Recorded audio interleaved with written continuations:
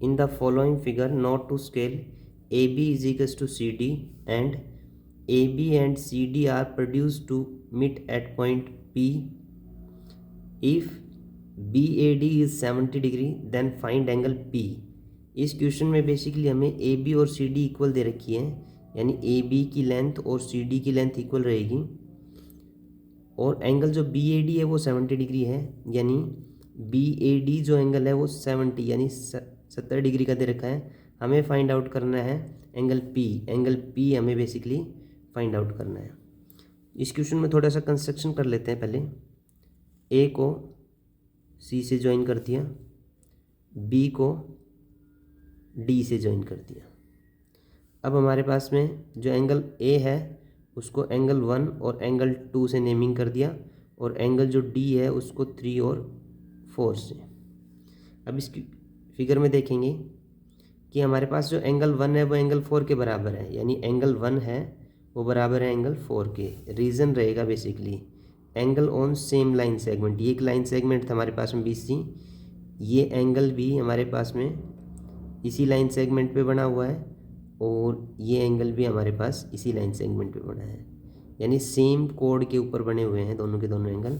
तो इसका रीज़न होगा हमारे पास में angle on same line segment.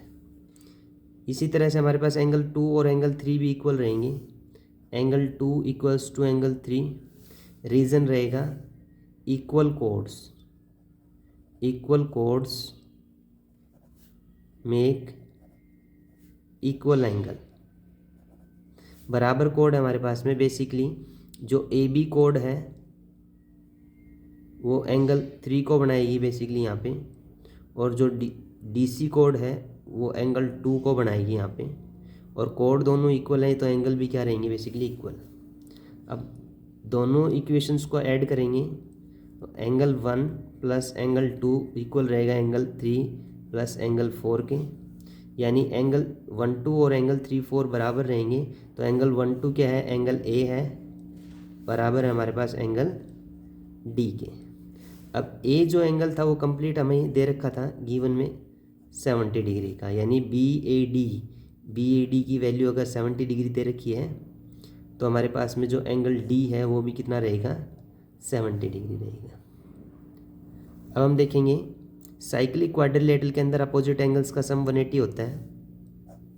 तो हमारे पास angle A plus C is equals to 180 होगा और जो angle D plus angle B का सम भी 180 डिग्री होगा। अब देखेंगे यहाँ पे एंगल A 70 का है तो एंगल हमारे पास C कितने डिग्री का होगा यहाँ पे।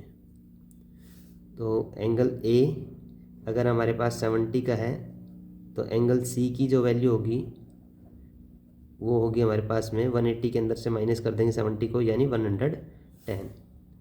ये हो गई हमारे पास एंगल C की वैल्यू 110। सेम यहाँ पे हमारे पास B और D की वैल्यू है। D हमारे पास में कितना है, 70 है। B की वैल्यू फाइंड आउट करनी है, 180 के अंदर से माइनस करेंगे। Angle B is equals to 180 minus में 70 यानी 110, ये भी होगा हमारे पास 110 के बराबर। अब हम लोग फाइंड आउट करेंगे एंगल PBC। एंगल PBC, तो एंगल PBC क्या होगा, एंगल PBC बेसिकली हमारे पास जो एंगल ये स्ट्रेट लाइन बन रही है 180 के अंदर से जो इंटरनल एंगल माइनस कर देंगे यानी 110 का, तो ये बचेगा हमारे पास में कितना, 70 डिग्री का। और PCB जो एंगल है हमारे पास में PCB वो भी हम ऐसे ही करेंगे। ये स्ट्रेट लाइन है, स्ट्रेट लाइन के अंदर से अगर हम लोग 110 माइनस कर देंगे तो हमारे पास में PCB बचेगा। तो एंगल PCB कितना हो जाएगा हमारे पास में, 70 डिग्री। अब ये भी 70 है और ये भी 70 है। एंगल P पूछा था हमसे, तो इसमें angle sum property of triangle लगा देंगे, यानी 70 plus 70 plus angle P is equals to 180 degree.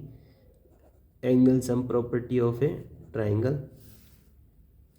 Angle P is equals to 180 minus में 70 70 140 इज इक्स टू 40 डिग्री, यानी एंगल पी की जो वैल्यू रहेगी बेसिकली वो हमारे पास में 40 डिग्री रहेगी।